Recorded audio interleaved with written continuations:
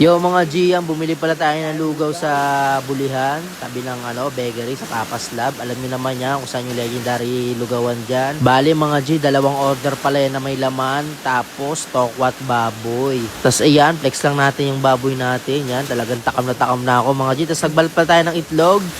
Tapos lagay tayo ng kalamansi. Bali yung laman pala niyan, tuwalya, tas puso ng baka, kaya pandiinan. Tapos lagay tayo ng suka. Ito talaga mga G, hindi kumpleto yung lugaw ko pag walang suka, yung sa tokwat baboy. Tapos lagay tayo ng chili oil. Bali mga G, syempre tikman muna natin tong tokwat baboy natin.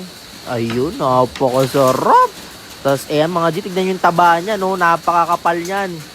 Ayan, napakasarap ng taba ng baka. Kung alam nyo lang mga G, napakasarap talaga ng taba ng baka. Di ko alam, na-addict ako dyan. Lalong-lalo na yung taba sa steak. Napakasarap mga G. Kasi yan, banana natin tong yung laman niya. Tapos follow up tayo ng towat baboy. Yan, pasensya na kayo sa mata natin. Yan, may sore eyes tayo mga G. Yan, laganap na ngayon yung sore eyes. Kaya ingat kayo sa mga eye contact nyo. Baka magka-sore eyes din kayo. Tapos yan, banat natin yung taba. Napakasarap.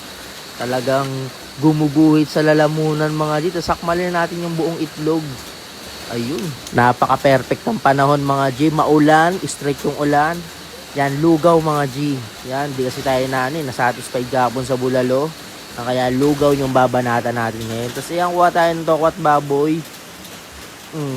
Sumasabit-sabit pa yung buhok. Pero okay lang yan. Trick natin yan mga G. Tapos follow upan lang natin ulit.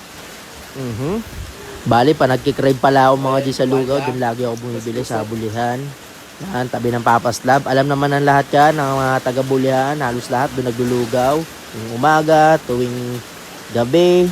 Yan, pagtapos mag-inom, napakadabis talaga ng lugaw. Tapos malamig pa yung panahon ngayon. Talagang matutuldukan ka niyan.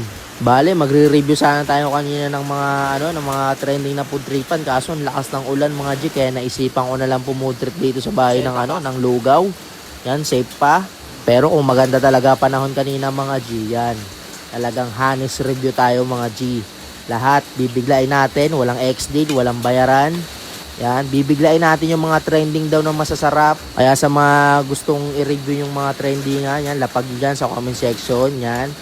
Mamimili tayo at bibiglain na lang natin yan mga G para malaman natin kung ano ba talaga yung servingan nila pag walang vlog at on the spot mga G. Hindi yung pagkabibisita lang yung vlogger, pang-vlogger na yung mga takalan at hindi lang puro sarap yung sasabihin natin mga G. Papaliwanag natin yung lasa. Syempre marunong naman tayo magpaliwanag ng lasa kasi nagluluto tayo mga G. Tapos yan, tapos na pala tayo kumain.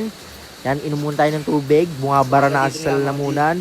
Hindi na natin kaya ubusin yan kasi na tayo eh.